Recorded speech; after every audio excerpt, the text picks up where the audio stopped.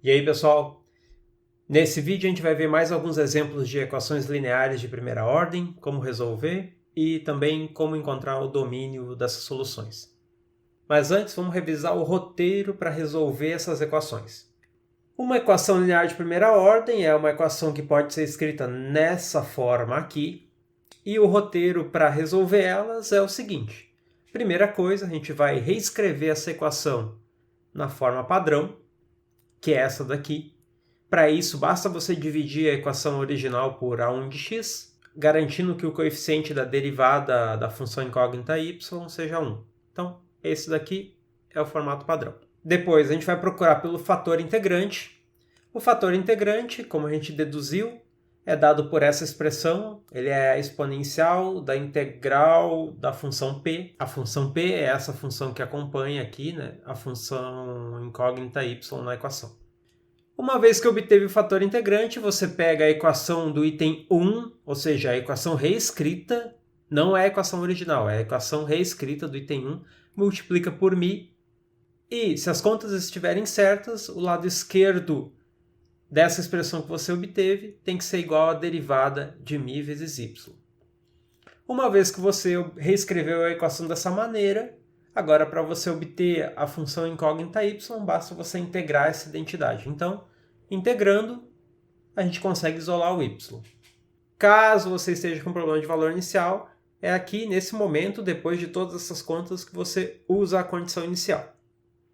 Então, esse é o roteiro para resolver equações lineares de primeira ordem. Vamos ver um exemplo. Então, nesse primeiro exemplo, eu tenho esse problema de valor inicial, quero encontrar a solução e também o domínio onde essa solução está definida. Então, vamos lá, seguindo o nosso roteiro, a primeira coisa que a gente tem que fazer é reescrever a equação diferencial na forma padrão. Para isso, eu vou dividir toda essa equação por essa expressão aqui. Então, dividindo tudo por cosseno quadrado seno de x, eu obtenho essa equação. Uma vez que eu obteve essa equação, eu sei que tudo que está multiplicando aqui o y é a minha função p de x, e agora eu posso procurar pelo fator integrante. Para o fator integrante, a gente tem que integrar essa função p. Como a função p é cosseno de x sobre seno de x, eu vou integrar esse quociente, a integral disso dá ln de seno de x, e, portanto, o meu fator integrante ele é a exponencial dessa integral que eu calculei. Como exponencial e logaritmo são funções inversas, eu obtenho que o meu fator integrante é módulo do seno de x. Aqui uma observação que vale para todo sempre. Eu sempre posso ignorar esse módulo na hora de usar esse fator μ na equação diferencial. Ou seja, o meu fator integrante aqui eu posso usar como sendo simplesmente seno de x. Por quê? Notem que quando o seno é maior ou igual que zero, módulo de seno não altera essa expressão. Então eu estaria trabalhando só com seno de x. Agora, se o seno for negativo, o módulo de seno vai ser igual a menos seno de x. Então a única diferença para essa expressão aqui seria o sinal menos. E quando eu for multiplicar a equação por seno de x ou por menos seno de x, isso não vai fazer diferença, porque eu estou multiplicando os dois lados. Então, tudo isso para dizer que essa correção do sinal aqui, que o módulo vai fazer, não faz diferença na hora que você multiplicar a equação diferencial. Então, a gente sempre pode usar só a função que tiver dentro daquele módulo. Então, usando o fator integrante seno de x, eu vou multiplicar a equação do item 1, né? Então, vou multiplicar essa equação que eu obtive aqui por μ de x, e, portanto, eu vou obter essa expressão. Vamos limpar um pouco a tela e deixar só essa última equação que a gente encontrou. Então, dessa equação que a gente encontrou, a gente nota o seguinte: todo aquele lado esquerdo, seno de x derivado de y mais cosseno de xy, isso é a mesma coisa que a derivada do produto seno de x vezes y. E agora, para recuperar minha função y, eu posso só integrar essa última identidade.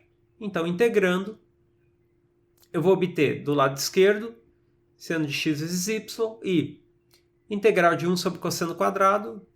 1 sobre cosseno é secante, então eu estou integrando secante quadrado.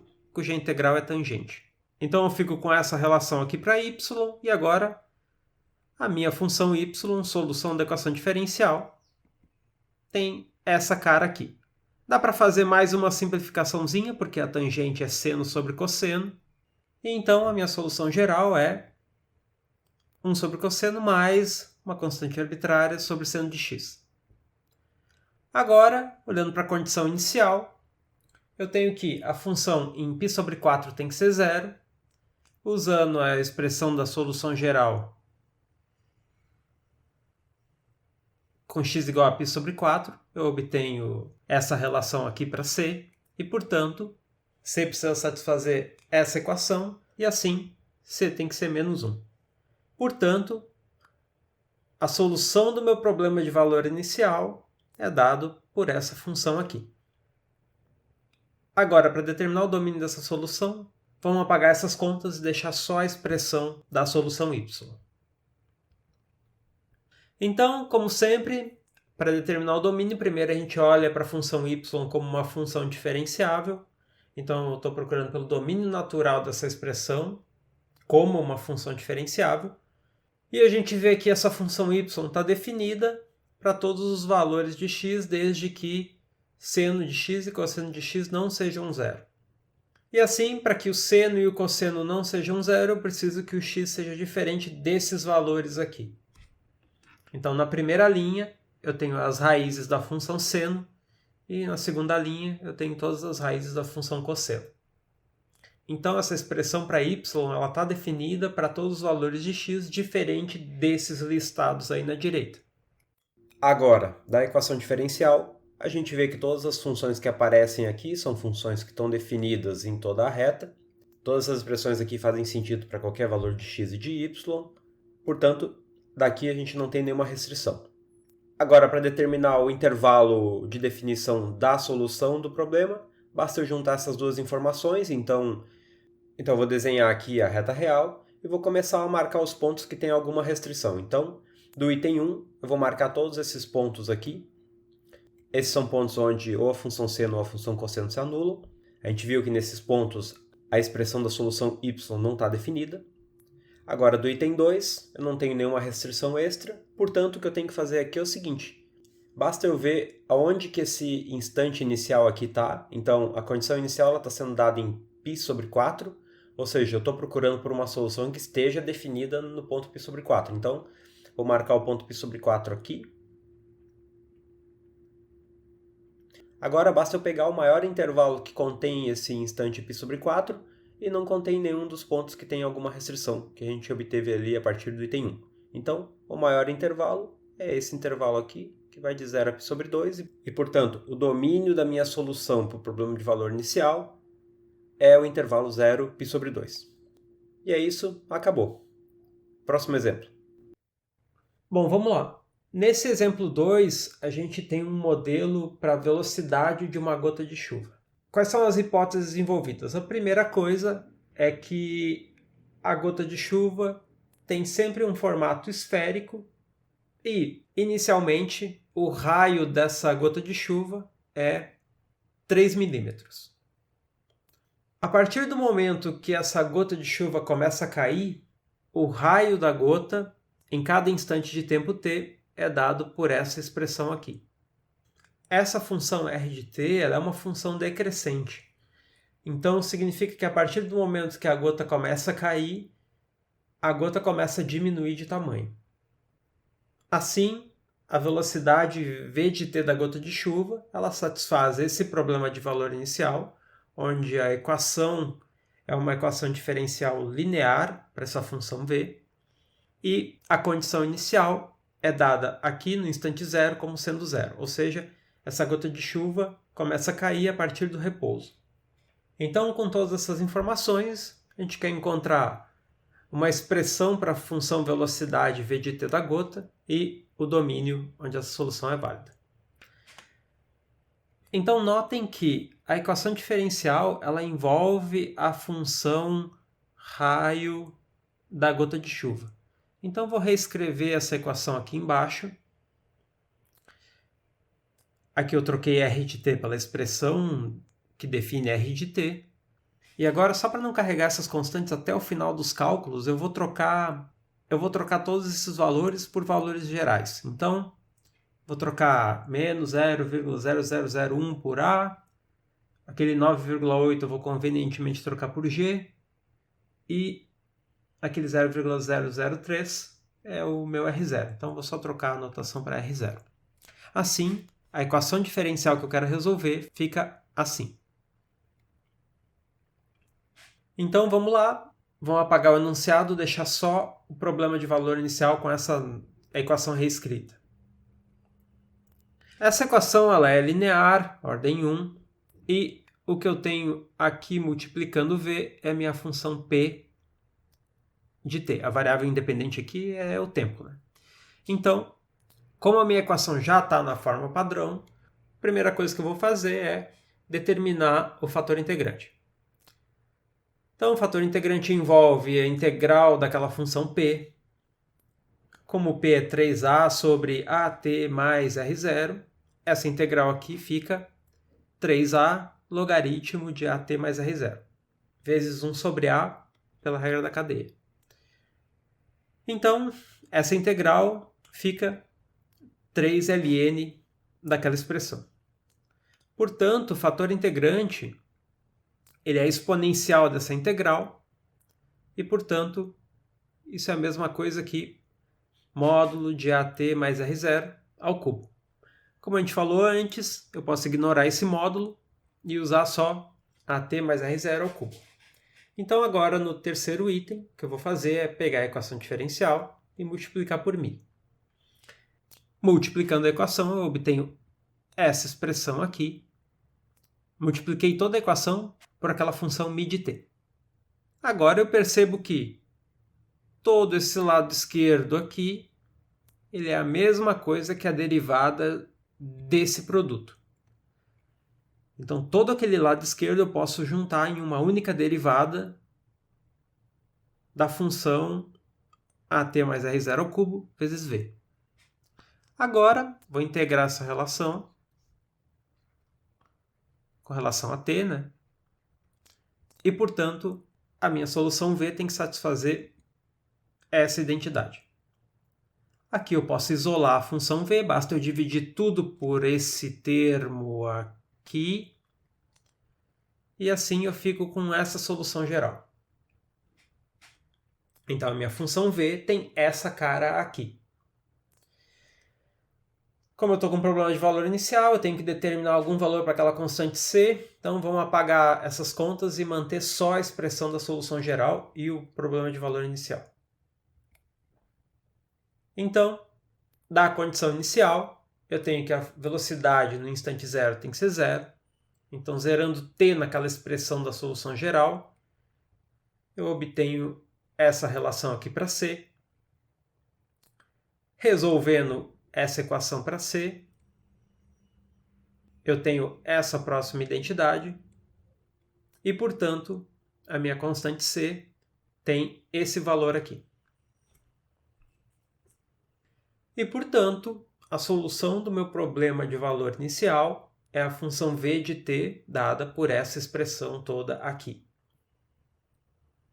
Não deixem que esses vários termos aqui atrapalhem a leitura dessa função v, né?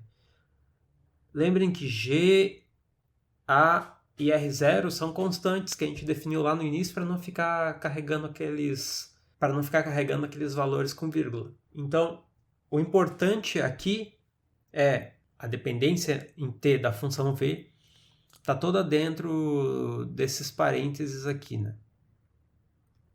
Todo o resto são constantes. Agora, finalmente, vamos olhar para o intervalo de validade dessa solução. Então, de novo, vamos apagar esses cálculos e deixar só a solução do problema de valor inicial. Então, antes de determinar o intervalo de validade, vamos olhar para o gráfico dessa função v. Então, o que o gráfico da função v está dizendo? Notem que, a partir do instante inicial, que é o instante zero, esse ponto aqui em verde, a minha velocidade é uma função crescente. E mais, à medida que eu me aproximo desse instante de tempo aqui, a velocidade da gota de chuva está divergindo para mais infinito. Porém, se eu conseguir ultrapassar esse instante de tempo aqui, a minha função velocidade passa a ser uma função que tem valores negativos, e esse limite de tempo, quando eu me aproximo desse instante, só que agora pela direita, é menos infinito. Ou seja, eu estou com uma gota de chuva que está com uma velocidade positiva, ou seja, ela está caindo, e essa velocidade está aumentando cada vez mais.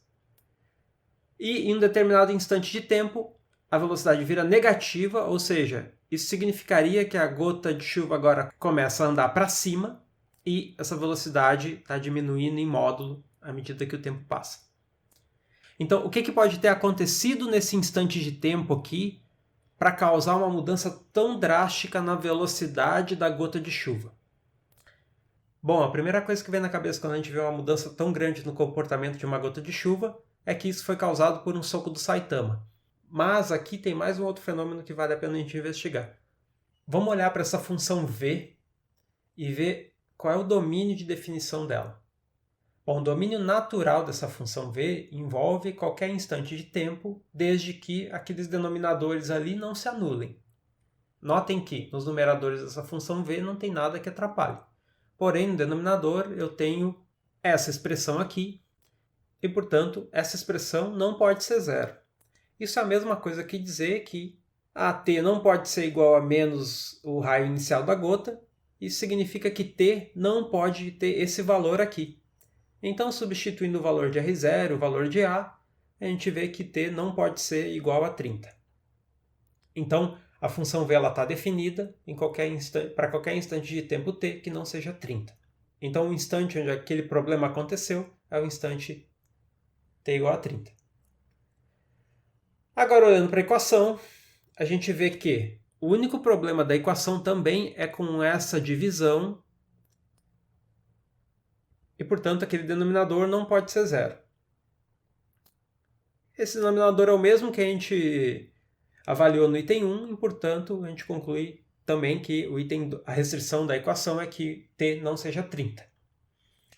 O que significa esse t igual a 30? Lembrando que a função raio da gota de chuva era dada por essa expressão aqui. E, quando t é igual a 30, essa função raio da gota é zero. É o que a gente implicitamente calculou no item 1 e no item 2. Essa função r de t ela se anula quando t é igual a 30, ou seja, o raio da gota se anula quando t é igual a 30. Isso significa que a gota desaparece nesse instante. E é por isso que, a partir desse momento, o fenômeno não existe mais. Então, tudo que acontece depois do instante 30 já não tem mais a ver com o fenômeno que a gente tinha inicialmente. A gota de chuva não existe mais. Então, das restrições que a gente viu até agora, o intervalo de definição da minha solução seria menos infinito, 30. Só uma observação aqui, do ponto de vista da equação diferencial, do ponto de vista do problema matemático, esse é o intervalo de definição da solução. Porém, aqui a gente está com um fenômeno que teve início no instante zero. Ou seja, a gota começou a cair no instante zero. Então, tudo que acontecia antes desse instante não tem mais a ver com o fenômeno. Então, é por isso que, por causa dessa restrição do problema da aplicação, nesse caso, a gente diz que o intervalo de definição da solução é 0,30, porque o fenômeno começou no instante zero e no instante 30 o fenômeno acabou. E esse intervalo de validade vale para qualquer processo envolvendo alguma aplicação que tenha início em algum momento. O que vem antes daquele momento, geralmente, não interessa. Porém, de novo, do ponto de vista matemático, do ponto de vista da equação, faz sentido a gente definir a solução num intervalo maior. Então tá. Por hoje é isso, gente. Até a próxima. Tchau!